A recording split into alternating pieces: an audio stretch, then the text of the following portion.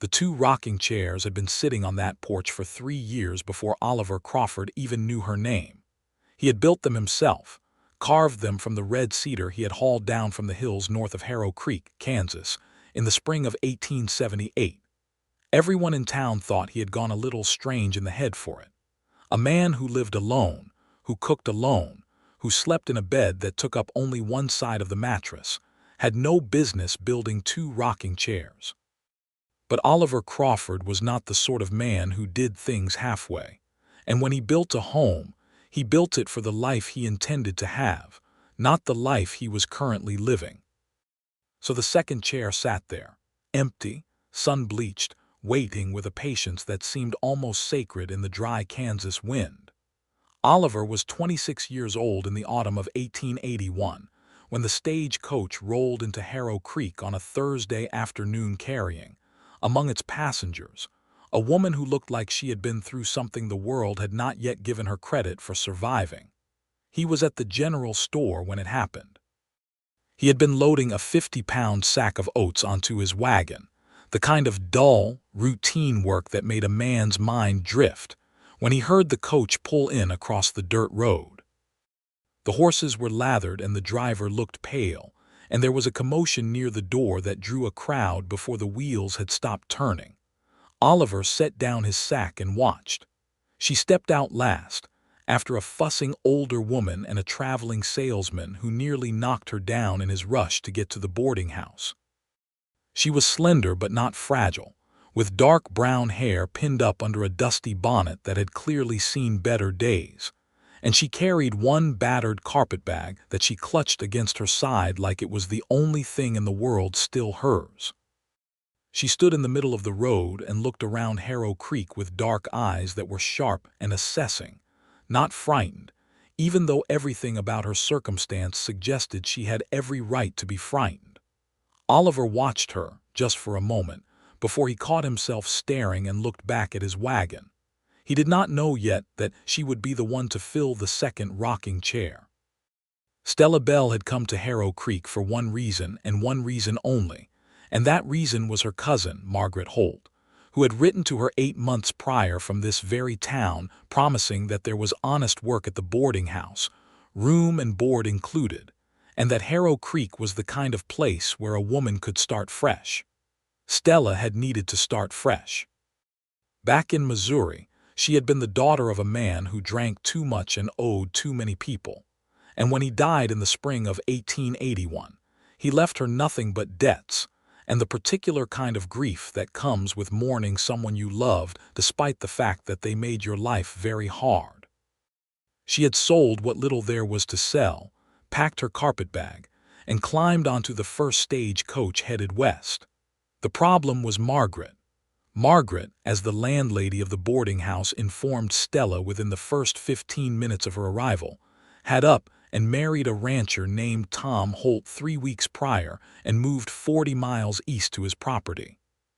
She had left a note, which the landlady produced with the expression of someone who had been holding onto it for a good while and was relieved to finally be rid of it. The note was cheerful and apologetic in equal measure, and contained no useful information whatsoever about what Stella was supposed to do now.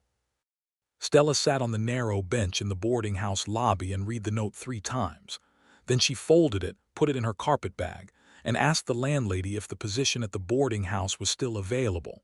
The landlady, a stout woman named Mrs. Patris Dunmore, looked her up and down with eyes that were not unkind but were thoroughly practical. "Can you cook?" she asked. "Yes," Stella said. "Can you do laundry?" "Yes." "Can you manage a man who has had too much whiskey without causing a scene?" Stella thought about her father. "Yes," she said, "I can manage that." Mrs. Dunmore nodded slowly. "Room and board plus $2 a week. You start tomorrow morning."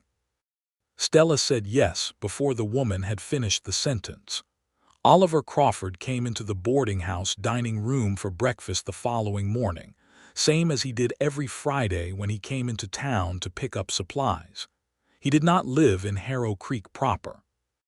His property was 5 miles southeast, a 160-acre homestead he had claimed under the Homestead Act in 1876, and spent the subsequent years turning from raw Kansas prairie into something that resembled a working cattle operation. He had 12 head of cattle, a vegetable garden that did reasonably well when the rains cooperated, a barn, a henhouse, and the house he had built himself, board by board, with the 2 cedar rocking chairs out front. He sat down at the table nearest the window, same as always, and was about to call out to Mrs. Dunmore for coffee when a woman he had never seen before appeared from the kitchen carrying a pot and 2 mugs, moving quickly and efficiently through the dining room, pouring for the 2 other men already seated before she reached him. She poured his coffee without looking at him and turned to go. "Thank you," Oliver said. She stopped. It seemed like people did not often say thank you to her, and the word caught her off guard. She looked at him over her shoulder, and he recognized those dark, sharp eyes from the previous afternoon. Up close, without the bonnet, she was more herself. There was a quality to her face that Oliver found difficult to describe, even to himself. It was not merely that she was pretty, though she was. It was something in the directness of her expression, like she had decided at some point to look at the world plainly and had not changed her mind since. "You are welcome," she said, and went back to the kitchen. Oliver drank his coffee and thought about those eyes for an embarrassingly long time afterward. He came back the following Friday, and the one after that, and somewhere along the way it became a thing that he noticed himself doing deliberately, rather than out of routine. He started arriving a little earlier, so the dining room was less crowded, and there was a better chance she would have a moment to exchange more than 2 words. He started ordering the full breakfast rather than just coffee and biscuits. Small adjustments, all of them. The kind of adjustments a man makes when he is doing something on purpose and is not quite ready to admit it to himself. Stella noticed. She noticed the way a woman notices when a man is paying attention, which is to say she noticed it with one part of her that was pleased and another part of her that was cautious. Caution had served her well in Missouri. Caution had gotten her out of Missouri. She was not about to abandon caution just because a quiet man with a jaw that could have been cut from limestone kept coming into the dining room with eyes that went soft when she brought him his coffee. But she also started arriving in the dining room a few minutes earlier on Friday mornings. The first real conversation happened on a cold Friday in November of 1881, when a November windstorm was pushing itself against the windows of the boarding house hard enough to rattle the glass, and the dining room was empty except for Oliver because no one else was foolish enough to be out in it. Stella brought him his coffee and his eggs, and then, because there was nothing else pressing, and because the wind outside sounded the way loneliness feels, she sat down in the chair across from him. He looked up from his eggs with an expression she would later describe to herself as careful. "You have been coming in every Friday since October," she said. "That is true," he said. "Do you live far?" 5 miles southeast, Crawford homestead," she nodded. "That is a long way to come in a storm." "I had supplies to pick up," he said, and then, after a pause, he added, "and I find the coffee here is better than what I make myself." She looked at him with those direct eyes, and he had the distinct impression that she knew he was not talking about the coffee, but she did not call him on it. She said, "I learned to make it strong. My father always said weak coffee was a sign of a weak character." Oliver smiled. It was a slow smile that took its time crossing his face, and when it arrived it changed him entirely, softened something that had seemed fixed in place. "That sounds like a man with opinions." He had opinions about everything, Stella said, and the softening in her own voice as she said it told him something true about her, that she had loved a difficult person and was still making peace with it. "What brought you to Harrow Creek?" he asked. She told him the short version. Cousin Margaret, the note, the boarding house, the fresh start. She kept it practical and did not linger on the grief parts. He listened the way men who are comfortable with silence tend to listen, fully and without the urge to fill the space. When she was done, he said, "It takes something to start over in a new place." "It takes something not to," she said. He looked at her for a moment. "That is the truest thing I have heard in a long time." She stood up and picked up her coffee pot. "Eat your eggs before they go cold, Mr. Crawford." He ate his eggs, but he was smiling the whole time. Through December, the conversations grew longer and less accidental. Oliver started bringing small things from his property, things he framed as extras he could not use himself. A jar of honey from his neighbor's hives, which he had traded for some fence work. A small bunch of dried lavender he had grown along the south side of his barn because, as he explained with the careful casualness of a man trying very hard to seem casual, he had read somewhere that it helped keep moths out of linens. Stella accepted each of these things with the same expression, a look that was partly touched and partly amused and entirely aware of what he was doing. She kept the lavender in her room. In the middle of December, a situation at the boarding house shifted things. A traveler named Bud Riggin came through, a large man with liquor on his breath and a manner that made every woman in the room stand a little straighter. He sat down at dinner and started directing pointed, unpleasant remarks at Stella when she came to clear his plate, the kind of remarks that a man makes when he is testing whether he can get away with them. Stella handled it the way she told Mrs. Dunmore she could handle it, calmly and without a scene, redirecting his attention and removing herself from his vicinity with the efficiency of someone who had practice. But when she came around the corner into the narrow hallway near the kitchen and found Bud Riggin standing there, she felt the calmness tip a little. Oliver Crawford came in from outside at that precise moment, cold air following him through the front door, and he read the situation in the hallway in about half a second. He did not raise his voice. He did not touch anyone. He simply walked over and stood next to Stella with his arms loose at his sides and his eyes steady on Bud Riggin and said, very quietly, "I think you are in the wrong part of the house." Bud Riggin looked at Oliver Crawford, who was not a particularly imposing man in terms of height, but who had the kind of stillness that makes certain people very nervous, and Bud Riggin decided he was tired and wanted to go to bed. After he was gone, Stella stood in the hallway for a moment. Oliver was still there. "Thank you," she said. "Same answer as always," he said. "You are welcome." She looked at him for a moment that lasted slightly longer than the hallway required. "You are a good man, Oliver Crawford." He said nothing to that, but the red that came into his face had nothing to do with the cold. The winter was hard, as Kansas winters have always been, with weeks of frozen ground and wind that cut through every layer you owned and found the cold place in your chest anyway. Oliver still came in on Fridays, sometimes Tuesdays too if the weather was not absolutely prohibitive. He and Stella had developed a rhythm that both of them understood without discussing it. He would sit at the table by the window. She would bring coffee. If there was time, she would sit. They would talk. They talked about the prairie, about what it looked like in the different seasons, about the particular quality of a Kansas sunset, about the hardships of building something from nothing, which they had both done in their own ways, about what they had lost and what they intended to build out of what remained. He told her about his family, or what remained of it. Parents gone to cholera when he was 17. A brother who had gone to Colorado for the silver and had not been heard from in 2 years. He had come to Kansas because the land was available and because he was the kind of man who needed something to tend. She told him about Missouri and about her father with more detail than the first version, the good parts and the hard parts together, the way a person tells a story when they trust the person they are telling it to. He listened to all of it.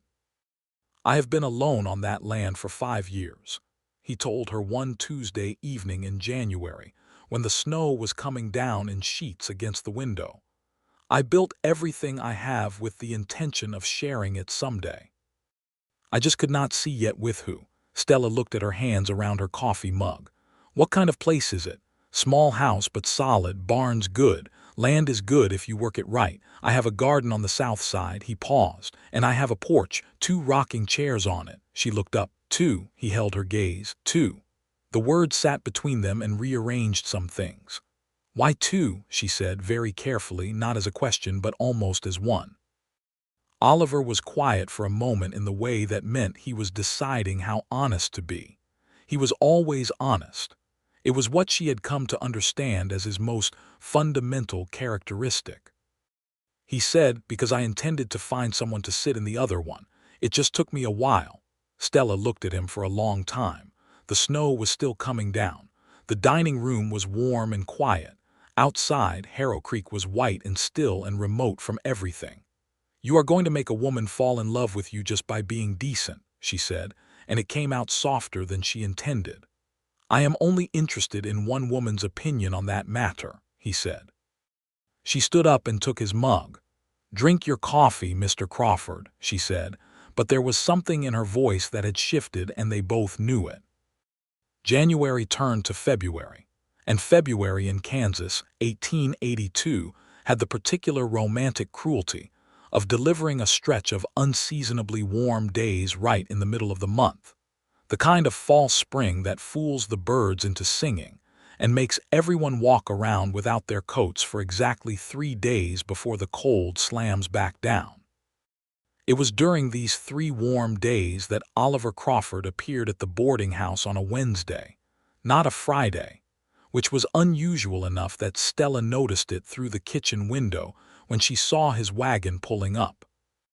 He came in with his hat in his hand, which was also unusual, and when Stella came out of the kitchen he asked, with a directness that she had come to recognize as the only way he knew how to say the important things, whether she would like to ride out and see the property.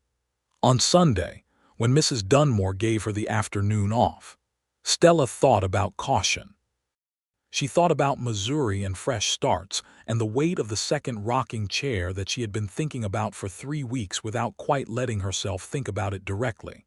"Yes," she said, "I would like that." She told Mrs. Dunmore about the arrangement on Saturday, phrased as neutrally as possible, but Mrs. Dunmore was not a woman who had run a boarding house for 15 years without developing the ability to read a situation. She looked at Stella with calm, assessing eyes and said, "Oliver Crawford is a good man, steady, has been in this county since '76 and has never caused a lick of trouble. Built that homestead himself from nothing." She paused. "His mother would have liked you." Stella did not know what to do with that, so she said thank you and went back to her room. Sunday came with a blue sky the color of a promise, and cold that had retreated to merely crisp. Oliver pulled up in his wagon at 2 in the afternoon, wearing a clean shirt under his coat, and Stella came out wearing her better dress and carrying a jacket that Mrs. Dunmore had quietly pressed for her that morning. The ride out was 5 miles of dirt road and open prairie that smelled of cold earth and dried grass, and Oliver talked more easily in the open air than he did in the dining room. He pointed out the landmarks, the creek bed that ran along the north edge of his property, the stand of cottonwoods that told you where the water table was, the low rise of hills to the northwest that turned purple in the evening light.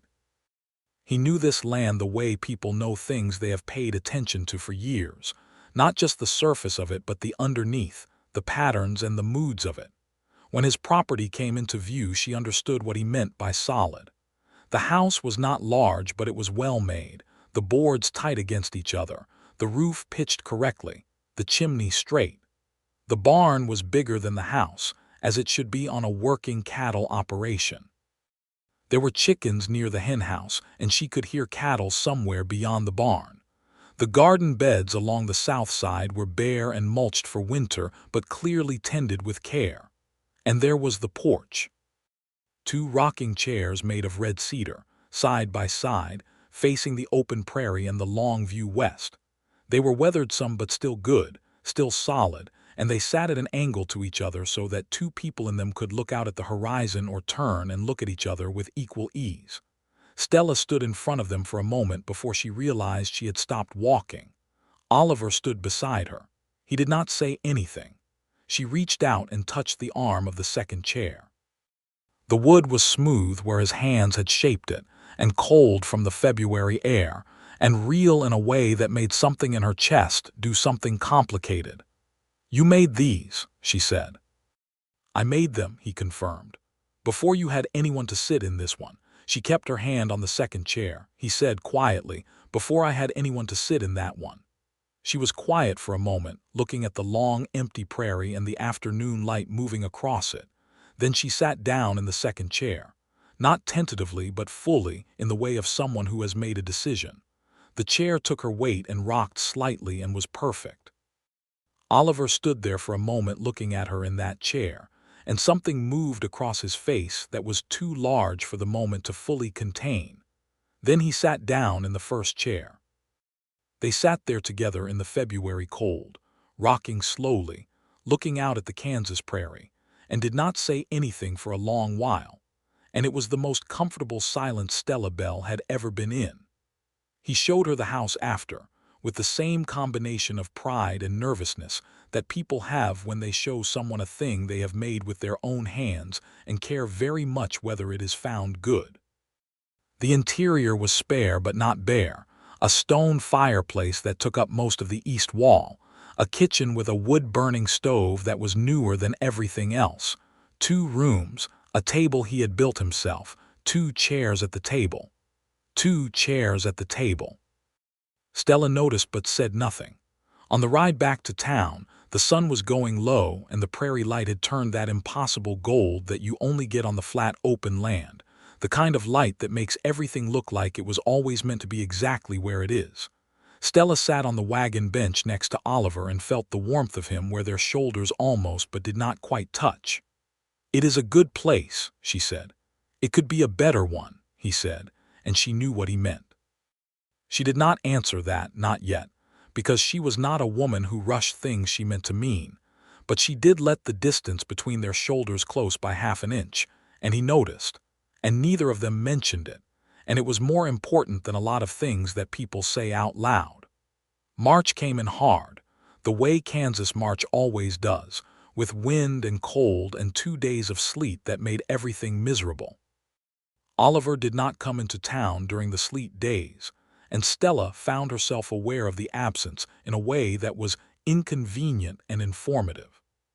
She thought about the property, the cattle in the barn, the way the fire in that stone fireplace would sound in weather like this. She thought about the second rocking chair, sitting cold and empty on the porch, and felt a pull toward it that she was no longer pretending was not there. Margaret came to visit from her rancher husband's property in the middle of March, arriving in a wagon and sweeping into the boarding house with the energy of someone who has been happy and wants to share it with everyone. She was rounder-faced than Stella remembered and clearly at home in her contentment, and she and Stella had coffee in Stella's small room and talked until evening. Margaret heard about Oliver Crawford and made the face of a woman hearing information she finds very satisfying. "I have heard of him," she said. "They say he is one of the best men in the county. Say he built that homestead from nothing and has never cheated a soul." "He is decent," Stella said. Margaret gave her a look. "You are using the word decent about a man the way people use a small word when they mean a large thing." "Margaret, all I am saying is that decent is a word you say about a fence post, not about a man who clearly occupies a substantial portion of your thoughts." Stella looked at her coffee. "He has 2 rocking chairs on his porch," she said. "He built the second one before he had anyone to fill it." Margaret was quiet for a moment. "Oh," she said softly. "Stella." "I know," Stella said. "Do you like him?" Stella looked up and the answer was in her eyes before she said anything. "I think I like him very much," she said. "I think I have been liking him very much for several months and telling myself it was something smaller." Margaret reached across the small table and squeezed her hand. "Then what is stopping you?" "Starting over is frightening," Stella said. "Every time." "Starting over is not what you would be doing," Margaret said. "I think you would be starting forward." Stella thought about that for a long time after Margaret left. Oliver came in the following Friday and they had their usual Friday morning coffee and conversation. But this time when Stella sat down at his table, she was quieter than usual, not in a distant way but in a thoughtful way, the kind of quiet that means something is being decided internally. He noticed because he always noticed. "Are you all right?" he asked. "I am thinking," she said. He nodded and waited because waiting was something he was good at. My cousin told me I am starting forward, she said after a while, not explaining the context because she trusted him to follow it. Not starting over, starting forward. He looked at her steadily. She sounds wise. She has her moments. He put his coffee mug down and turned toward her slightly with the deliberate quality of a man who has decided to stop being careful. Stella, he said, and her name in his voice, simple and direct, landed like something she had been waiting for. I am not a complicated man. I know what I want. I have known what I want for a while now, and I have been trying to be patient because I did not want to frighten you. He paused. But I should tell you, I think you are remarkable. I think you are the bravest person I know and also the most honest one, and I think sitting across a table from you on Friday mornings is the best part of every week. And I built those 2 chairs because I believed there was a person I was supposed to share things with, and I am fairly certain I know who that person is. Stella was looking at him very directly. Her hands were still around her mug. That is a lot to put in a Friday morning, she said. I have been holding it for a while, he said. She looked at him for a long moment that held a great many things inside it. Then she said, Oliver, I think I would like to sit in that second rocking chair again. He understood. His face did that slow, transforming thing again, the smile arriving with all its warmth and patience. Sunday, he said. Sunday, she agreed. They went back to his property on Sunday, and on the Sunday after that, and on several Sundays following. And the pattern of it became a kind of courtship that the entire population of Harrow Creek was aware of and largely approved of, because small western towns in 1882 had very few diversions, and the romance of 2 decent people finding each other was a very satisfying one to observe. Mrs. Dunmore made no secret of her approval. The men at the general store noted that Oliver Crawford had been looking considerably less like a man carrying all his own weight lately. The minister, who had a practical view of love, mentioned to his wife that he expected he would be marrying those 2 before summer. What he could not have predicted was the complication that arrived in the form of the Larkin brothers.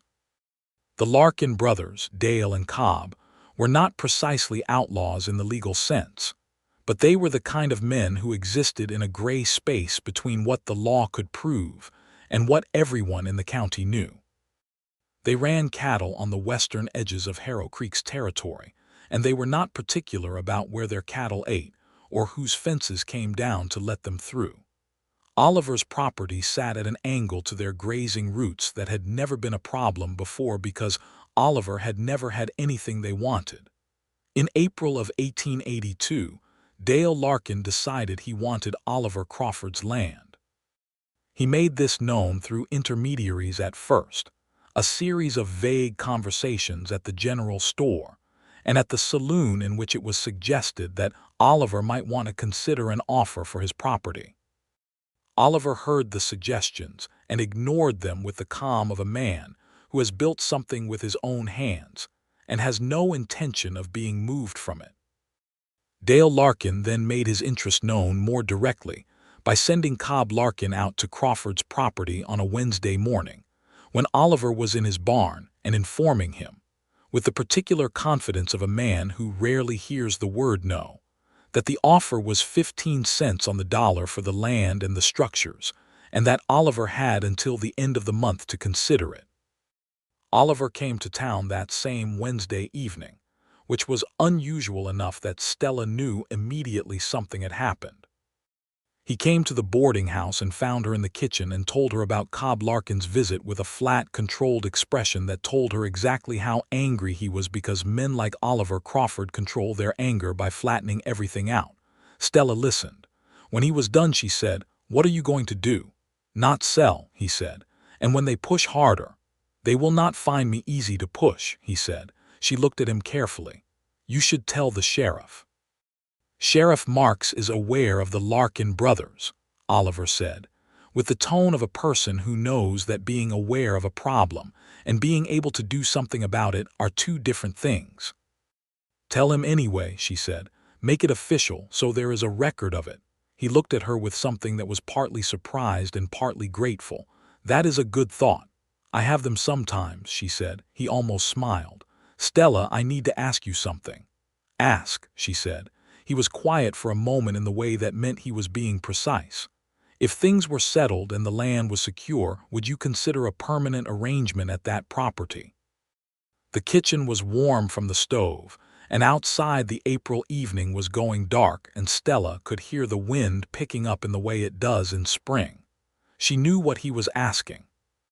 She had known he was going to ask it, and she had known for several weeks what the answer was. Ask me properly, she said. He looked at her, and then in the kitchen of Mrs. Dunmore's boarding house with the scent of wood smoke and bread and coffee all around them, Oliver Crawford straightened and said, with complete simplicity, Stella Bell, I would like very much for you to be my wife. I cannot promise you ease because the land is not easy. But I can promise you that I will spend every day trying to be worthy of the second chair. The second chair. She pressed her lips together against something that was large and warm in her chest. Yes, she said. Oliver Crawford, yes. He reached across and took her hand in both of his, and his hands were rough from the work and warm from the kitchen air, and she thought, with a clarity that startled her, that she had never felt so settled in her life. The Larkin situation required attention before a wedding could be planned, which was a frustrating practical reality that Oliver addressed the following morning by going to see Sheriff Marks. The sheriff was a man named George Marks, graying at the temples, with the worn authority of someone who had been managing the particular challenges of a Kansas cattle town for a decade. He listened to Oliver's account of Cobb Larkin's visit with the expression of a man who is not surprised. Dale Larkin has been making these kinds of moves for 2 years, the sheriff said. Problem is the law needs something concrete. A vague offer is not enough. What if it becomes less vague? Oliver said. If they trespass or damage your property or threaten you directly, that is something I can act on, Marks said. In the meantime, keep a record of every contact, dates, times, what was said. Oliver did this. He was good at meticulous, careful things, and he began keeping a written record in a small notebook that he kept in his coat pocket. In the second week of April, the Larkins became less vague. Oliver found 2 of his fence lines down, the posts pulled cleanly, not fallen from age or weather. He also found evidence that cattle had grazed through the section along the west boundary. He documented it all, road to town, and reported it to Sheriff Marks with the records and the physical evidence. Marks went out to the Larkin property with a deputy, and the conversation that followed was not pleasant for the Larkins, though what came back from it was an official warning rather than an arrest. Still, it was something. It was a line in the public record, and Dale Larkin was the kind of man who, when his methods were recorded and exposed, tended to go looking for easier targets. Within 2 weeks, the fence line stayed intact. Oliver came to tell Stella about it on a Friday morning in late April with more lightness in his face than she had seen during the Larkin weeks. It looks like Marks putting it on the record was enough, he said. I told you so, Stella said, without quite being able to keep the satisfaction out of her voice. You told me so, he agreed, with that slow smile. I will be right about a great many things over the years, she informed him. You might as well get comfortable with it now. I find I am very comfortable with it, he said, and the way he said it made her put down her coffee pot and look at him with the full attention that she gave to things that mattered. We should talk about a wedding, she said. We should, he agreed. When? June, she said. If that suits you, early June while the weather is still good and before it gets too hot. June suits me, he said. Early June suits me considerably. The next several weeks had a quality that Stella would later describe as luminous, which was not a word she used carelessly. She and Oliver settled the practical things, which in 1882 Kansas were numerous. She gave her notice to Mrs. Dunmore, who received it with genuine warmth and presented her with a quilt she had been working on since approximately February, which confirmed that Mrs. Dunmore had seen this coming long before Stella formally announced it. They arranged with the minister for the first Saturday of June. Margaret came back from her ranch, and cried with a cheerful efficiency that Stella found very endearing. Oliver repainted the inside walls of the house and built a new shelf in the kitchen, and generally performed the nervous energy of an excited man through productive labor. Stella spent some of her evenings sitting with Mrs. Dunmore, who told her things about managing a household and a husband that were practical and occasionally funny, and other evenings writing in her small journal, trying to put into words what it felt like to have arrived at something real after a long time of making do. The first Saturday of June, 1882, arrived with a sky so blue and clear it seemed almost theatrical, and the wedding was held in the small white church on the east end of Harrow Creek's Main Street, attended by a congregation that had collectively adopted Oliver and Stella's romance as a community project, and was now assembled to witness its conclusion, with the satisfaction of people who have been rooting for something. Stella wore a dress that Margaret had brought from a dressmaker in the next town, ivory cotton with small embroidered details at the collar, simple and beautiful. She carried a small bunch of wildflowers that Oliver had ridden out before dawn to pick from the creek meadow, and that Mrs. Dunmore had arranged into something presentable. Oliver stood at the front of the church in his best suit, which fit him well, and watched Stella come down the aisle with an expression on his face that the minister would later remark to his wife was one of the most open expressions of love he had witnessed in 20 years of performing marriages. The vows were the traditional ones, but Oliver had added a line at the end, spoken quietly and only to her, about promising to spend every day being worthy of the second chair. The minister raised an eyebrow slightly at this departure from the standard text, but let it stand, because the look on Stella Bell's face when he said it was argument enough.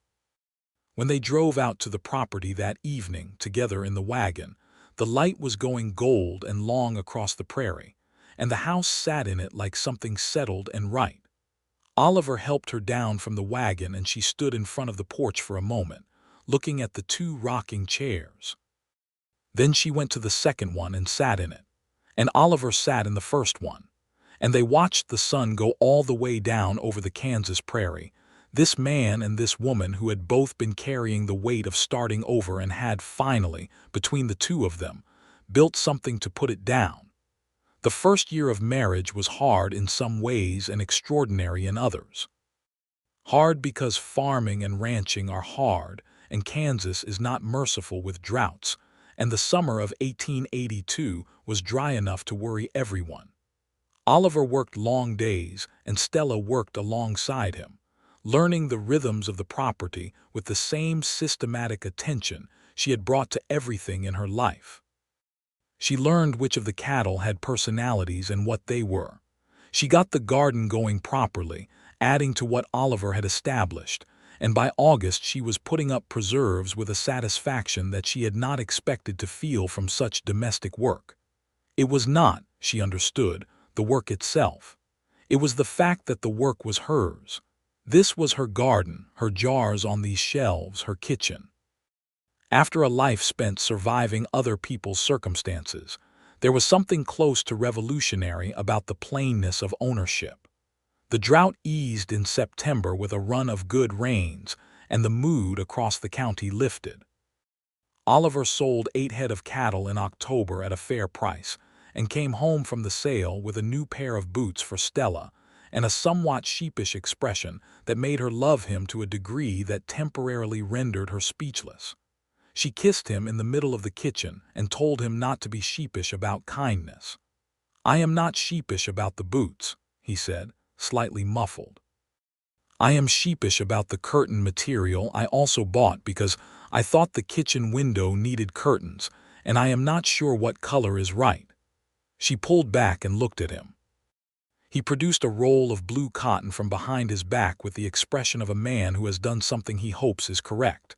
She took the blue cotton and held it up to the window, and the light came through it in a way that was genuinely lovely. "It is perfect," she said. "How did you know?" "I did not know," he admitted. "I thought about your eyes and it seemed close."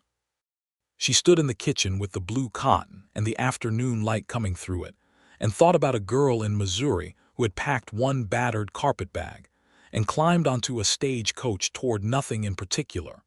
And the distance between that girl and this woman standing in this kitchen seemed both enormous and not very far at all. She made the curtains that week, and they hung in the kitchen for the rest of the time they lived in that house, which was a very long time.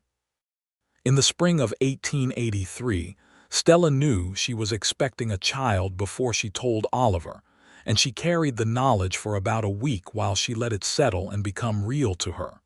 She was not frightened, exactly. She was reverent in the way that important things make you reverent. She told him on an evening in late April when they were sitting in the rocking chairs, watching the last of the light drain from the sky. She had been building up to it, and then she simply said it plainly, the way she said most important things. Oliver went very still beside her. She looked at him. His face had done something she had never seen it do, a kind of flooding, like every emotion he had was rising simultaneously, and he did not have the architecture yet to contain it. He turned and looked at her, and his eyes were bright. "Stella," he said, and stopped. "I know," she said. He reached across and took her hand where it rested on the arm of the rocking chair, and held it. And they sat like that until the last light was completely gone, and the prairie went dark, and the stars came out over Kansas in their impossible numbers, and neither of them moved because neither of them wanted to be anywhere else. Their son was born in December of 1883, in the house Oliver had built, delivered by the doctor from Harrow Creek, who made the 5-mile ride in cold weather without complaint because Oliver Crawford had helped him repair his fence twice that year, and some favors get remembered. The labor was long and difficult, and Oliver spent most of it in the kitchen trying to be useful and managing it only partially. But when the doctor came out of the bedroom and told him he had a son, Oliver Crawford, who was not a man who displayed his feelings in front of others easily, had to turn to the window for a moment before he could answer. The baby was small and red and had dark hair from the beginning. They named him James Edward Crawford, James for the name Oliver's father had carried, and Edward because Stella had always liked the steadiness of it. She lay in the bed with James on her chest in the cold December afternoon, the fire going strong in the next room, and Oliver sat beside the bed in the chair he had carried in from the kitchen, and neither of them said much because nothing they could have said would have been equal to the thing they were both feeling. Later, when James was sleeping in the small wooden cradle Oliver had built, they sat together in the kitchen, and Stella drank broth because she needed it, and Oliver drank coffee because he needed something to do with his hands, and Stella said quietly, "He is real." "He is real," Oliver agreed, with a wonder in his voice that he did not try to diminish. "I did not know I wanted this until I had it," she said, which was not precisely true but was the truest way she could say it. Oliver looked at her across the kitchen table. "I knew I wanted it," he said. "I just did not know it was going to feel this large." James Crawford grew with the efficiency that healthy babies in good homes tend to grow, and by the following spring he was making himself known in the way of babies everywhere, demanding and delightful and utterly consuming of the adults around him. The property adjusted to accommodate him. Oliver built a small pen near the barn so James could be put down safely while Stella worked in the garden. The neighbors, a family named the Yates who had their own homestead 2 miles north, came with food after the birth and became genuine friends, their children providing a civilization of their own kind in the isolating prairie landscape. Stella wrote to Margaret regularly, long letters that were their own kind of record of a life being built. Margaret wrote back from her ranch with news of her own, including, in the spring of 1884, the news that she too was expecting, which produced a burst of delight that briefly made the Crawford household very joyful and somewhat chaotic. The property grew.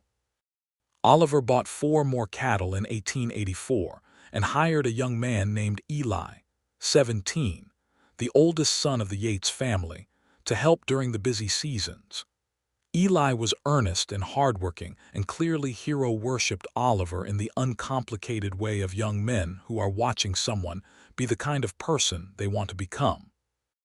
Oliver was patient with him and taught him things carefully and without condescension, which Stella watched with a warmth she recognized as the particular warmth of loving someone and seeing them be exactly who you knew they were. In 1885, the railroad came through the county, and Harrow Creek, which had always been a bit remote, became suddenly less so. This was good and complicated in equal measure. Good because it opened markets for cattle and made the supply lines for goods more reliable and cheaper. Complicated because people came with the railroad, more settlers, more commerce, more of everything, and the wide emptiness of the Kansas prairie that Oliver and Stella had both loved for its particular quality of spaciousness was incrementally, unavoidably, beginning to fill. They talked about this often in the evenings, in the rocking chairs, which was where they talked about most of the things that mattered. James, now a toddler of remarkable determination and volume, was usually asleep by the time they came to the porch, and the evening hours were theirs in a way that remained sacred to both of them. "Do you miss Missouri?" Oliver asked one evening in the fall of 1885. "No," Stella said, without needing to think about it. "I miss the person I was still becoming there, but not Missouri itself." She rocked for a moment. "Do you miss anywhere?" "I have never had anywhere else to miss," he said. "This is the only place I have ever chosen." "Is it enough?" she asked, and the question was genuine. He looked at her. The evening light was doing what it always did at this hour, turning everything it touched into something better than ordinary. "Stella," he said, with the particular patience of a man repeating something he expects to spend his whole life making clear, "you and James and this porch and that view are more than I ever let myself want before you made it possible to want it. So yes, it is more than enough." She reached across the space between the chairs and found his hand. They held on while the prairie went dark. The second child came in the spring of 1886, a girl this time, born with the same December dark hair as her brother, and a set of opinions she began expressing immediately with a lungs-based clarity that left no one in doubt about her presence. They named her Clara Rose Crawford. Clara because Stella had a grandmother by that name who had been the most capable woman she had ever known, and Rose because the roses Oliver had planted along the east side of the house had bloomed for the first time that spring in a show that had made Stella stand in the garden with her hand over her mouth for a full minute. James, who was 2.5 and had been the center of the universe until this development, regarded Clara with a mixture of suspicion and fascination that resolved, within a few weeks, into a protective interest that never left him for the rest of his life. He was, by temperament, his father's son, quiet and methodical and deeply loyal to what he claimed as his. Clara was, by equal measure, her mother's daughter. Oliver watched the two of them, James and Clara, in the evening sometimes, when they were old enough to play on the porch steps while he and Stella rocked, and the fullness of what he was watching would occasionally do something to his expression that he did not always have warning about. It would catch Stella at odd moments, the sight of him watching their children with that private, flooding quality in his face, and she would feel something so large and clear and simple that it almost took her breath away. Love, when it lands in the right place, is not complicated. It is very simple. It is as simple as 2 rocking chairs on a porch and a man who built them both before he knew who would sit in the second one, and a woman who had traveled across the width of her old life to find the place she was supposed to be. The years moved the way years in a life well lived tend to move, quickly when you look back and slowly, and richly when you are inside them. The garden expanded until it was large enough to supply both the household and a modest amount of trade with the town. Oliver's cattle operation grew to 30 head by 1888, a real working ranch now, with Eli Yates, grown and steady, serving as his right hand through the busy seasons. The house gained a room when James outgrew sharing space with Clara, and Oliver spent the summer of 1887 building the addition with James, who was 4, helping in the ways that 4-year-olds help, which is to say wholeheartedly and not always with great practical effect. The Larkin brothers, for their part, moved their operations north sometime around 1884 and ceased to be a problem, which was a relief to the whole western side of the county. Sheriff Marks served out 2 more terms and retired, succeeded by a younger man who had his own approach to the particular challenges of a cattle town in a growing Kansas county. Harrow Creek itself had changed, more buildings on the main street, a proper bank, a school by 1886 that both James and Clara would eventually attend.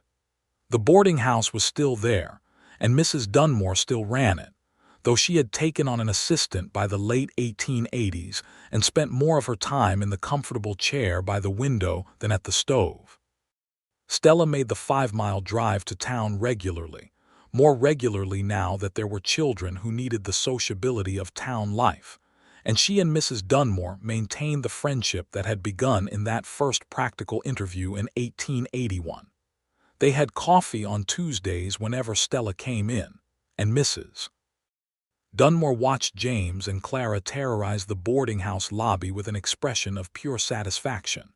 "You look like yourself," Mrs. Dunmore told Stella one Tuesday afternoon in the fall of 1888, while James chased Clara around the lobby furniture, and Clara conducted this chase with her usual refusal to be outmaneuvered. Stella looked at her. "I beg your pardon. When you came here in 81, you looked like a woman trying to figure out who she was going to be now," Mrs. Dunmore said, in the same practical tone she used for everything. "Now you look like yourself. You look settled in it." Stella watched her children circle the lobby. James had caught Clara and was now being bitten on the arm for his trouble, which he was accepting with stoic bewilderment. "I feel settled in it," she said. "That is the best thing a person can be," Mrs. Dunmore said. It was around this time, the late 1880s, that Stella began to think more carefully about something that had been present in her life since she arrived in Harrow Creek, but that she had not yet found a formal way to address. She had always been aware of the injustices that ran through the fabric of Western life, in the way that people who have experienced their own injustices tend to notice them in others. The Comanche and Kiowa people whose territories had covered this land before the settlers came, the systematic displacement that had cleared the way for homesteads like Oliver's, for Harrow Creek itself. These were facts of the landscape that most settlers chose not to examine directly, and Stella had come to understand that choosing not to examine things directly was something she was fundamentally unable to do for long. She raised it with Oliver one evening in the fall of 1888, not with drama but with the thoughtful plainness she brought to hard things. He listened in the way he listened, fully and without rushing to respond. When she was done he said, "I think about it." "Do you?" "More than I talk about." He was quiet for a moment. "This land was not empty when I filed on it, it was used. The people who used it did not have the same system of owning it that we do, but they had lived on it longer than any paper we can file." "What do we do with that?" she said. "I do not know that we can fix what was done, but I think how you treat people in front of you matters." He looked out at the dark prairie. "I think making sure our children know the full history, not just the version that is comfortable, matters. Will you help me do that?" "Yes," he said simply, "I will." And they did. James and Clara grew up in a household where the history of the land they lived on was discussed with honesty, where the people who had been displaced were not erased from the story, where questions were treated as the valuable things they are rather than inconveniences to be deflected. It did not undo the history. Nothing could undo it. But Oliver and Stella Crawford believed that consciousness was at least a beginning, and they passed that belief to their children, along with everything else they could give them. The winter of 1889 brought a cold that settled into the county like a permanent decision, and with it came a fever that moved through Harrow Creek in January and February, the kind of thing that had no name beyond fever, and that took 3 of the older residents before it eased in March. Mrs. Dunmore was among those who fell ill, and Stella drove into town 3 times a week through the worst of the cold to sit with her, to help with the boarding house, to make sure the older woman had what she needed. She recovered, finally, in the second week of March, thin and diminished but herself in the ways that counted. Stella sat with her on the afternoon she was well enough to sit up, and Mrs. Dunmore held Stella's hand and said, with the simple directness of someone who has been close enough to the end to stop being indirect, "You are a good woman, Stella Crawford. I am glad you got off that stagecoach." "I am glad too," Stella said. "Is he still worthy of the second chair?" Mrs. Dunmore asked, with a gleam that had clearly survived the fever intact. "Every single day," Stella said, and meant it. Back on the property, Oliver had managed the household and the cattle and both children through the weeks of cold, with a competence that Stella returned to find intact and in good order. James had helped with a seriousness that was remarkable for a 5-year-old. Clara had helped with the chickens and had named all of them, which was less helpful from a farming perspective, but demonstrated an organizational impulse that was recognizably her mother's. Spring came eventually, as it always does, and the fever left with the snow and the county shook itself back into its ordinary rhythms. New calves arrived. The garden went in. The roses along the east side of the house bloomed again, redder that year than Stella had ever seen them, as if the winter had forced something out of them. Oliver stood with her in front of the roses one April morning and put his arm around her shoulders, and they both looked at the flowers in the early light.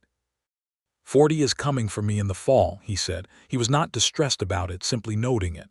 "I know," she said. "She would be 36 in the fall." "I thought 40 would feel old," he said. "It does not." "What does it feel like?" He thought about it carefully, which was how he thought about most things. "Like being in a place I intended to be," he said. "Like arriving after a long ride." She leaned into him slightly. "We should have a party," she said. "A proper one. Invite the Yates family and Mrs. Dunmore and Margaret and anyone else." "That is a lot of people," he said. "You have earned a lot of people," she said. He made a sound that was somewhere between a laugh and a concession, which was his characteristic response to arguments that he could not refute. The party happened in September, a Saturday, the kind of Kansas September day that appears periodically as if to remind you of everything summer promised. Tables set up outside, food that seemed improbable in its abundance, children who tore around the yard with a freedom that only outdoor parties allow. Mrs. Dunmore came and stayed the whole afternoon. Margaret and Tom Holt came with their 2 children, close in age to James and Clara, and the combined force of 4 children and a September afternoon produced a chaos that the adults found mainly delightful. Eli Yates was there, 25 now and beginning to show the character of the man he was becoming, steady and considerate and increasingly interested in the Yates family's neighbor's daughter, a fact that he thought he was concealing and was not. Oliver noticed and said nothing because he understood the particular self-consciousness of becoming interested in someone and not yet being ready to declare it. In the evening, when the guests had gone and the children were asleep in the house and the yard was quiet, Oliver and Stella sat in the rocking chairs in the September dark and listened to the crickets and the far sound of cattle settling. 40, Stella said. 40, he confirmed. "It is a good place to be," she said. "Because of you," he said, with the directness that still, after nearly a decade of marriage, had the power to stop her. She turned to look at him in the dark. He was looking at her already. "Because of us," she said. He reached across. She took his hand.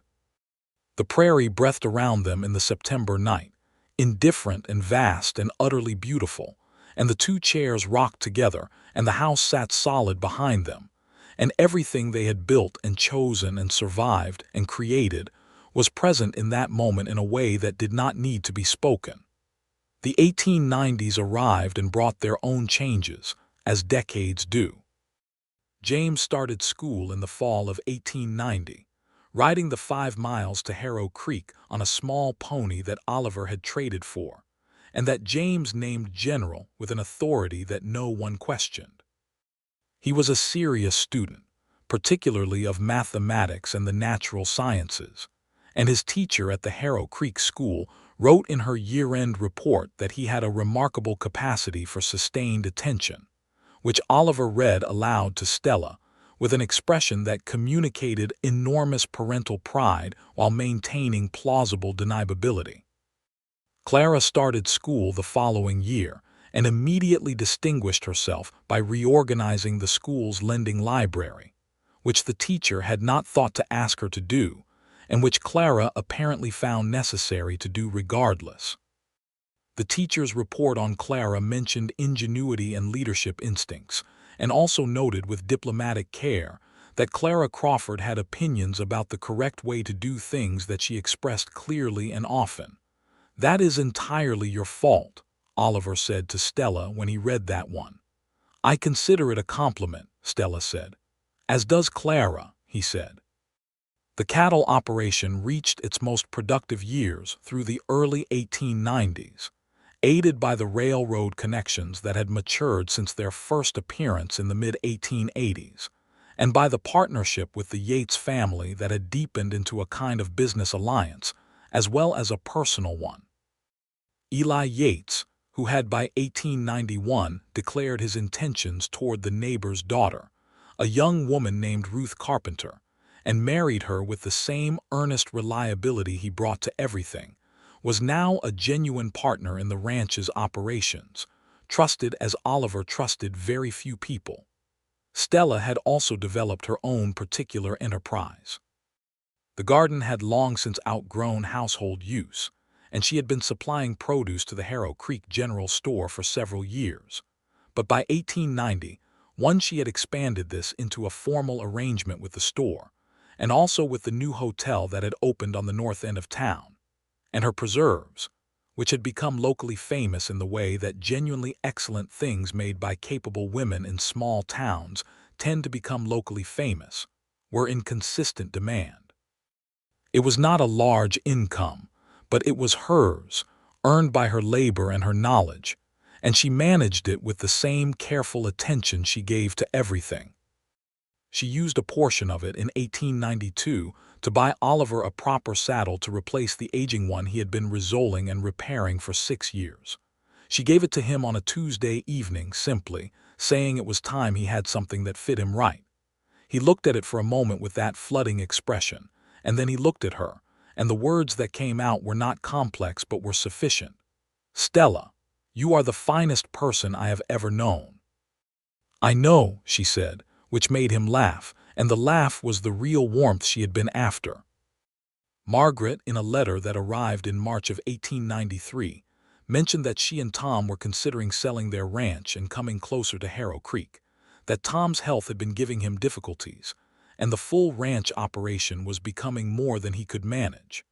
Stella wrote back with genuine care and also with a practical suggestion that a smaller property, something that did not require the full effort of a working cattle ranch, might be available near town, and that she would inquire.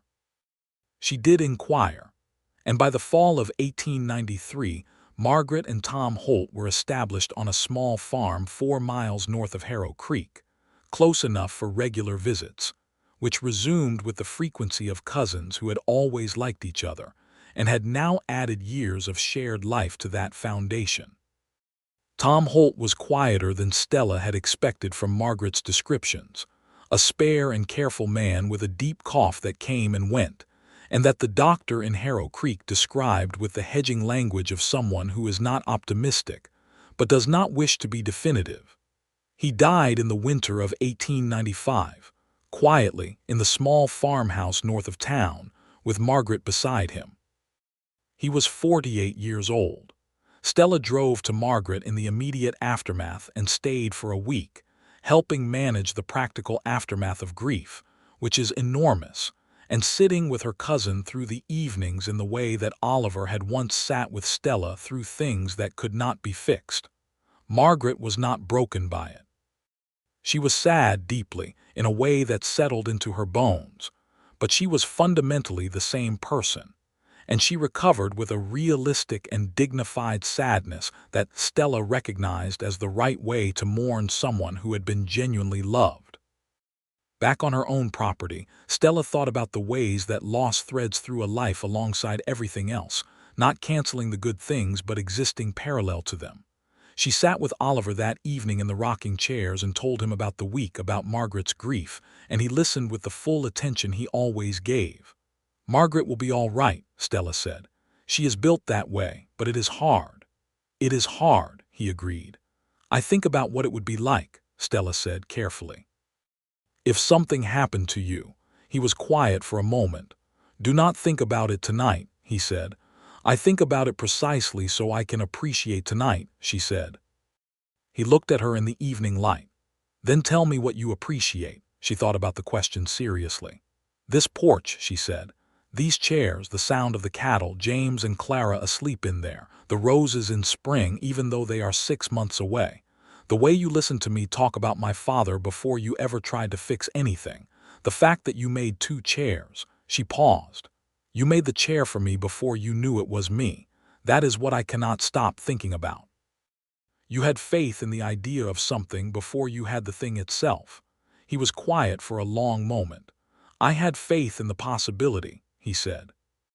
"And then you got off the stagecoach and the possibility became specific." She turned and looked at him fully. He was 50 now, the month of his birthday having just passed, and his face carried the decade and a half of Kansas weather in it, lines at the corners of his eyes and the set of his jaw a little more deliberate than it had been at 35. But his eyes were the same, steady and warm, and she loved him with a completeness that had nothing tentative left in it. "Oliver Crawford," she said. "Stella Crawford," he said. "I love you," she said. "I love you in a way I did not know I was capable of before you." He looked at her for a moment with that flooding quality again, the one that never quite stabilized no matter how many years passed. "I know," he said, and then, "I love you in a way I cannot account for properly. I have tried. I do not have the words for the size of it." She put her hand over his on the arm of his chair. The prairie was dark and enormous and beautiful around them, and the stars were doing their impossible thing again over Kansas, and everything that mattered was present and whole. James Crawford, in the fall of 1896, at 13 years old, decided he was going to be a veterinarian, and announced this decision with the methodical certainty of his father, having apparently been building to it for some time, and seeing no reason to delay once he had concluded it. Oliver, who had spent years tending to the health of his cattle with the help of the circuit veterinarian from the county seat, thought this was an excellent idea and said so.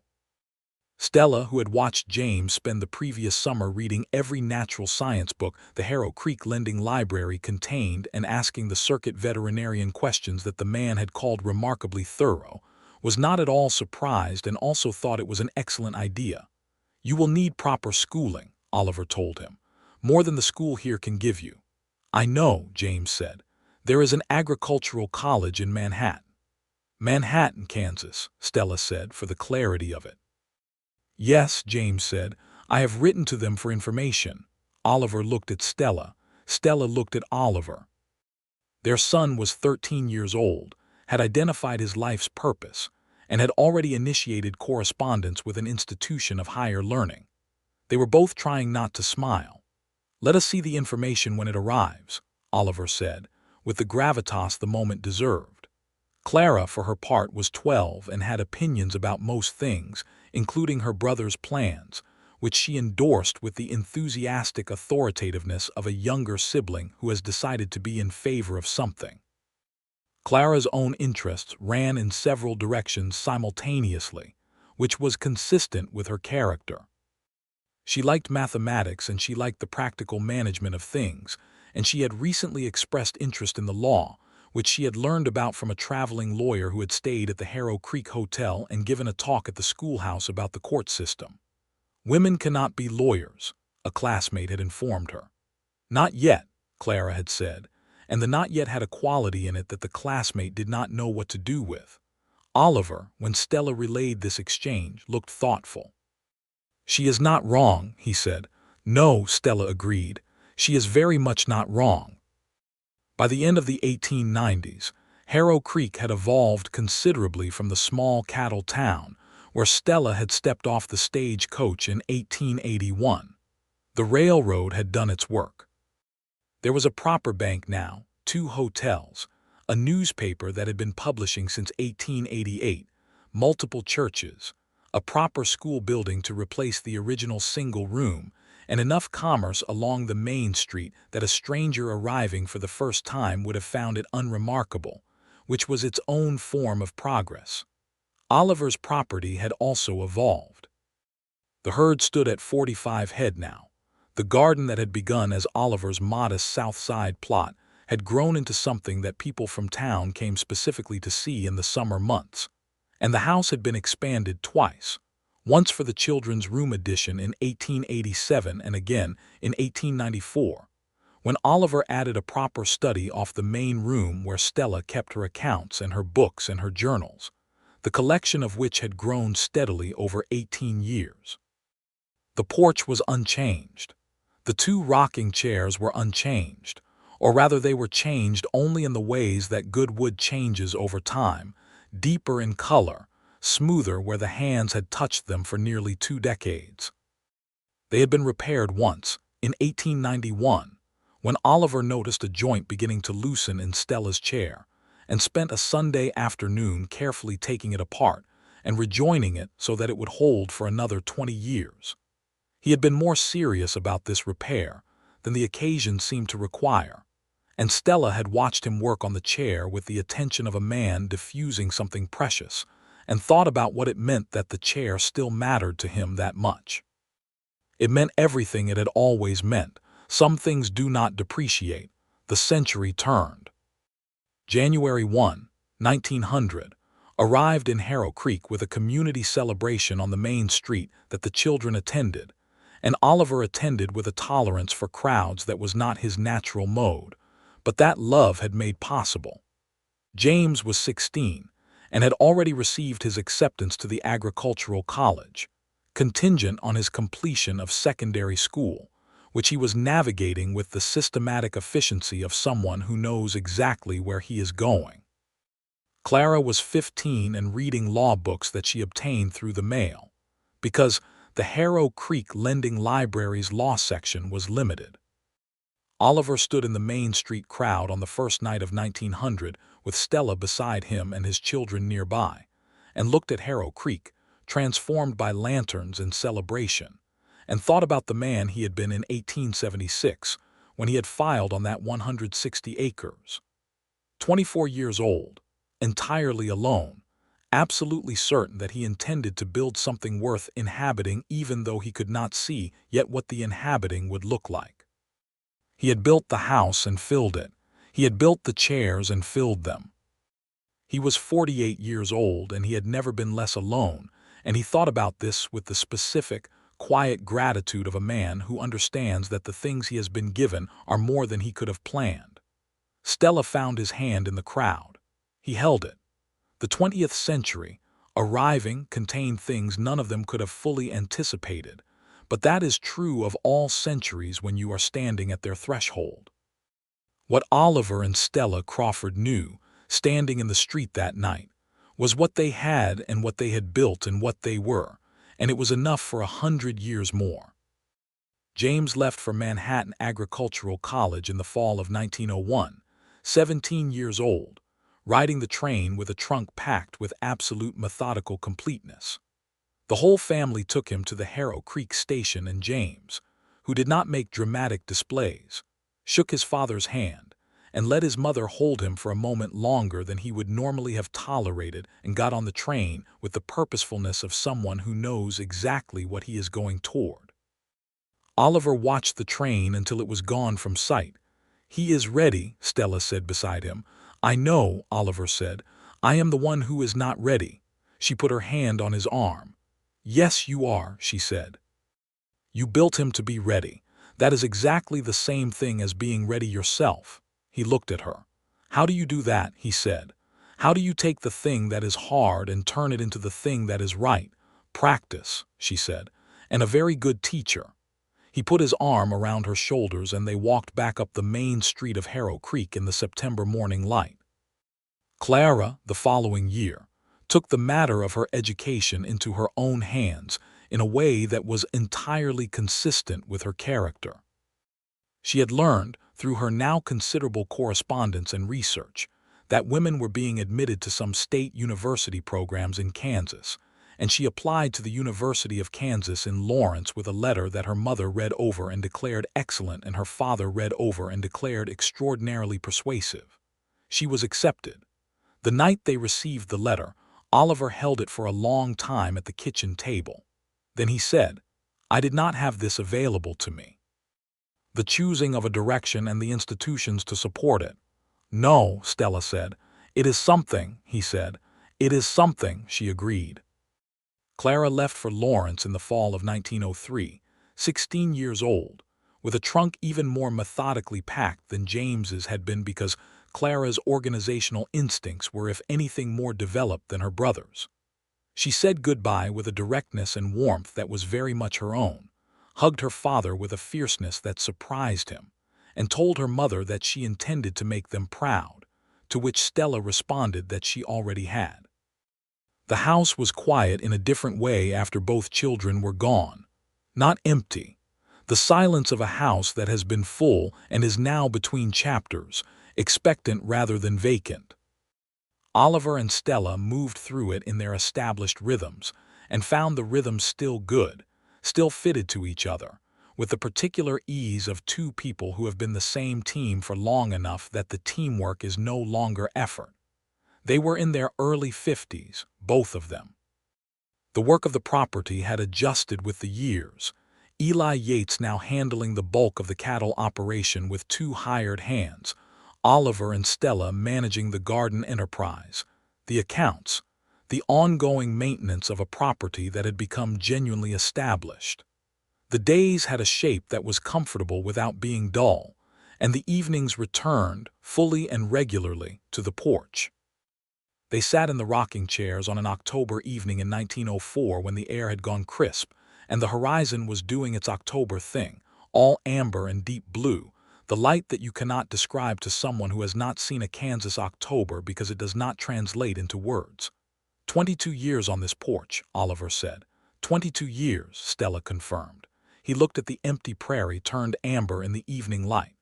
"I used to sit here alone," he said, "in the years before you.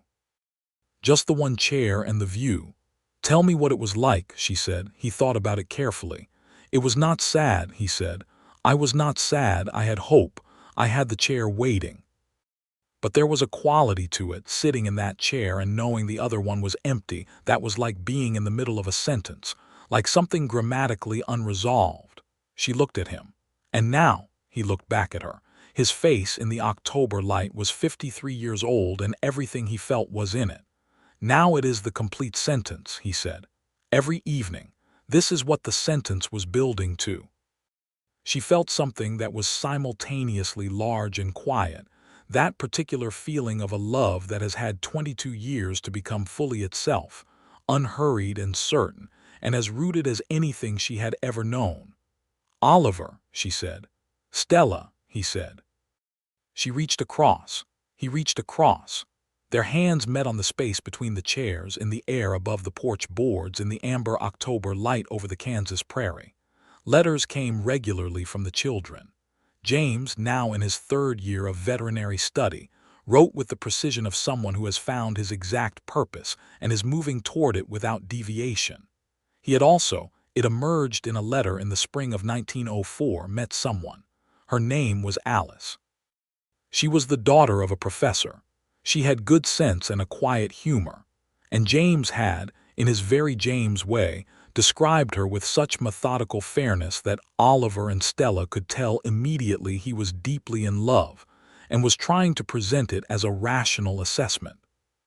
Clara wrote longer letters, dense with the things she was learning and thinking, about the law and about the suffrage movement, which was active and growing in Kansas, and about the world that she was beginning to understand in the way that a person understands something when they have access to enough of it. Her letters made Stella laugh out loud sometimes and made Oliver pace the kitchen thinking, which was his version of excitement.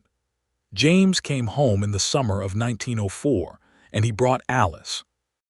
Alice Wheeler was a quiet, steady young woman of 20 who looked at the Crawford property with eyes that assessed what she was seeing and found it good, and who sat at the dinner table that first evening and held her own in conversation with Oliver and Stella in the way of someone who has been raised to be a person in their own right.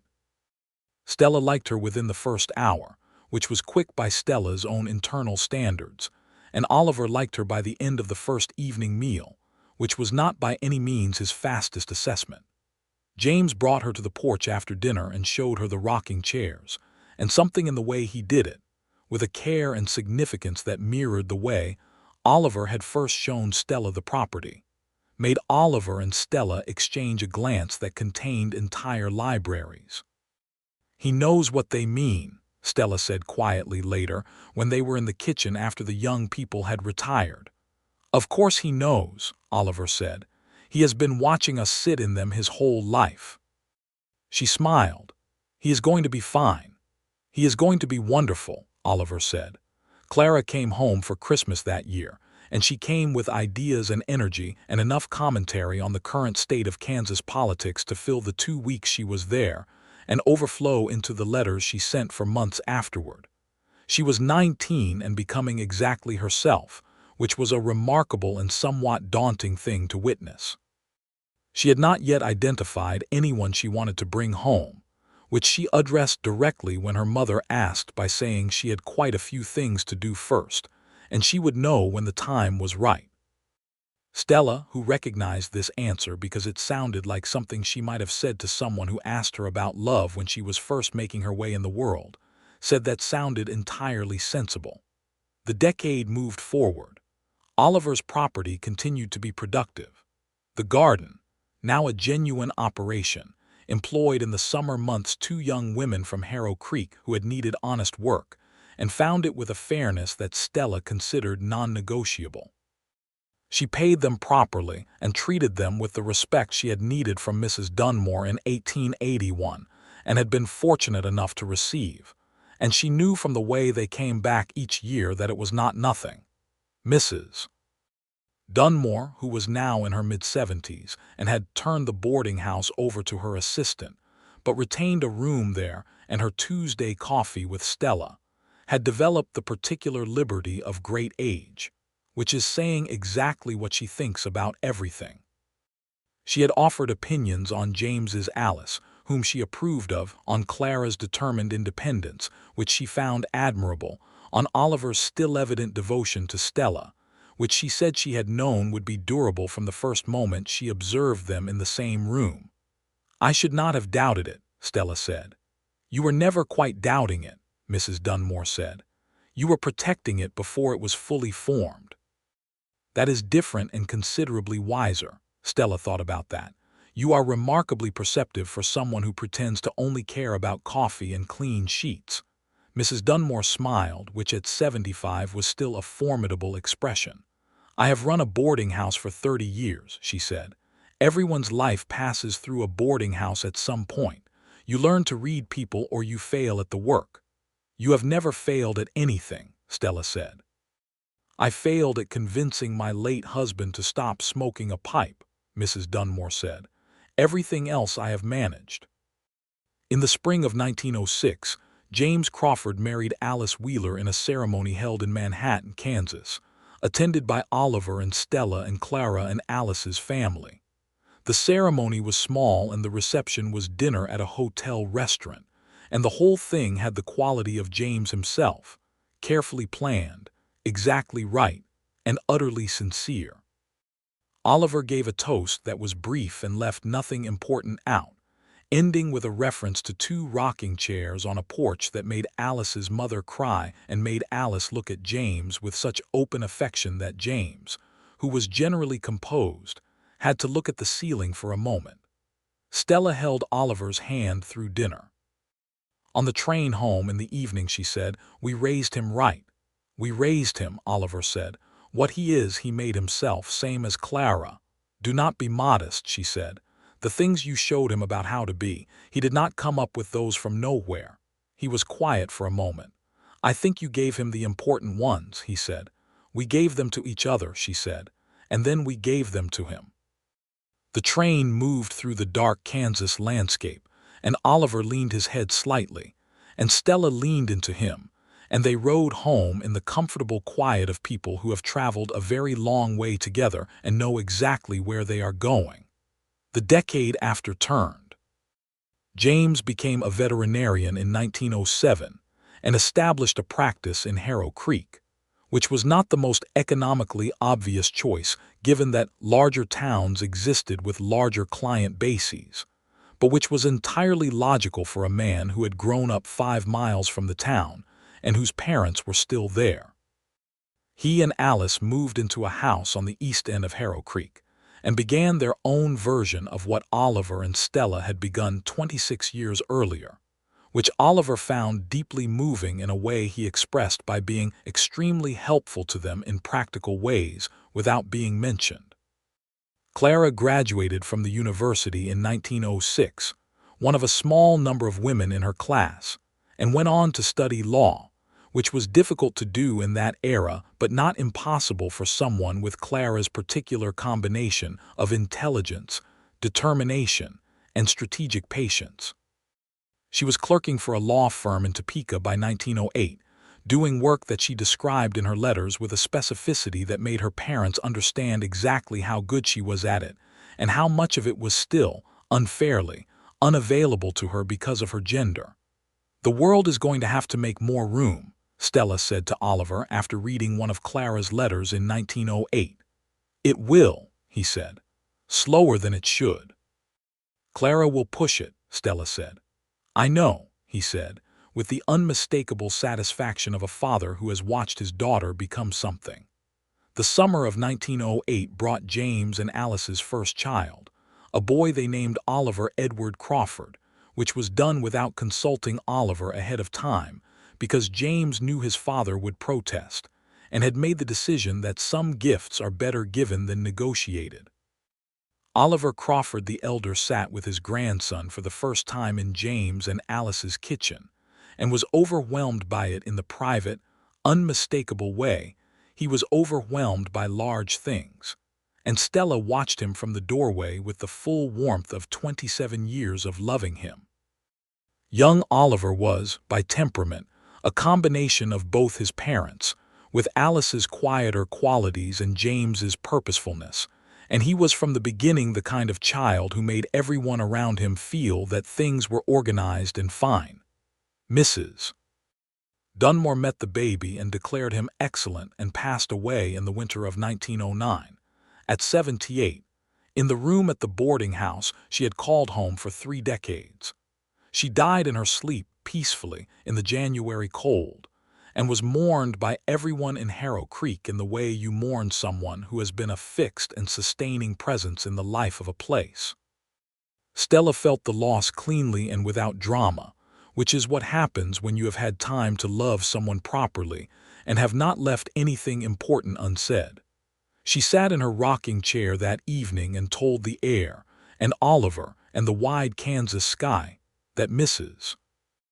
Dunmore had been a remarkable woman, and she was grateful for every Tuesday coffee, and she hoped very much that wherever things went after this life, there was good strong coffee and someone worth sharing it with.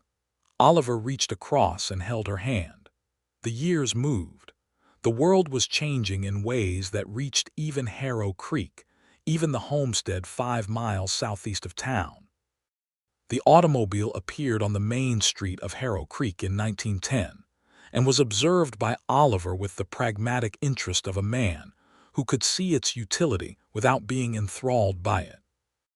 Electricity was coming to towns like Harrow Creek, slowly, and the telephone and the radio, all the technologies of a new century arriving in sequence.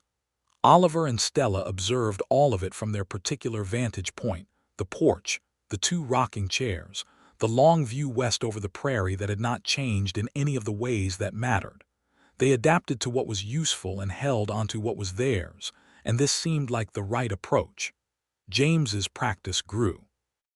A second child arrived in 1911, a girl they named Ruth Alice Crawford, and she had Alice's eyes and James's stubbornness, and was clearly going to be something specific from the very beginning. Oliver and Stella were grandparents in the full sense now, present and involved in the lives of young Oliver and little Ruth, driving into Harrow Creek for Sunday dinners at James and Alice's house with the comfortable regularity of grandparents who are nearby and wanted. Clara came home for Christmas every year, sometimes with news of the law practice she was slowly building, and sometimes with the particular energy of a woman in the middle of something important, which she increasingly was. The Kansas suffrage movement had been active for years, and Clara was in it with the complete commitment she brought to everything she decided mattered. When Kansas women won full suffrage in 1912, Clara wrote a letter home that was 12 pages long and contained more genuine emotion than any letter she had previously written, and Stella read it aloud to Oliver at the kitchen table with her voice catching in places. "She did that," Oliver said when Stella finished. "She was part of it," Stella said. "She was not a small part," Oliver said. Stella folded the letter carefully and put it in the box where she kept the important letters, and looked at Oliver across the kitchen table. He was 60 years old in 1912, silver at the temples, and in the close-cut beard he had grown sometime in the mid-1900s, and he looked exactly like the man he had always been, just with more of everything, more steadiness and more warmth, and more of the quality she had recognized on the second rocking chair in a February afternoon in 1882. "I love you," she said, across the kitchen table on an ordinary December afternoon. "I love you," he said without any delay at all. "I love that we are still this," she said. "We are always this," he said. "We are only ever this." On the New Year's Eve of 1913, Oliver and Stella sat together on the porch in the winter cold, wrapped in quilts, the two that Mrs. Dunmore had made and given, and that had been on the backs of these chairs for years, and they rocked in the cold, dry December air and listened to Harrow Creek's celebration carrying faint and cheerful on the wind from 5 miles away. They had been married for 31 years. James was 30 years old and established. Clara was 28 and building something significant. Young Oliver was 5, Ruth was 2, and the next generation was underway. The prairie around them was exactly what it had always been, dark and enormous and starlit, and the house behind them was solid and warm, and the cedar chairs held them as they always had. "I want to tell you something," Oliver said. "Tell me," she said. He was quiet for a moment, which meant he was being precise. "I want to tell you that I have not had one day in all of this, not one day, where I did not know I was exactly where I was supposed to be. And that is because of you. The chairs were here, the house was here, but it was not home until you." Stella was quiet for a long moment. The stars over Kansas were doing their impossible thing. The crickets that should have been silenced by winter were somehow still present, or maybe the sound was inside her, the particular warmth that had no colder season. "The chair was waiting for me," she said, finally. "You built it before you knew it was for me, and it was waiting, and I found it." She paused. "I found you, and everything I am since then is because you gave me somewhere to put it." He reached across. She reached across. Between the chairs, over the worn cedar arms in the cold, starlit Kansas air, their hands found each other the same way they had found each other for 31 years, without searching, without needing to look. The night held them there, and the prairie held the night, and the two chairs rocked together in the slow, perfect rhythm that they had always shared, and the empty second chair that Oliver Crawford had built in faith and patience had been full for so long now that neither of them could fully remember the other way, and it was the most complete and beautiful thing either of them had ever known. They sat there until well past midnight, until the cold finally drove them inside, and Oliver held the door and Stella walked through it, and the house closed around them, warm and solid and theirs. And in the morning the chairs would be there again on the porch, waiting for the evening as they always were, as they would always be, carrying the weight of everything that had been built not out of luck or accident but out of faith in the possibility of something worthy, which is, in the end, the only foundation for anything that lasts.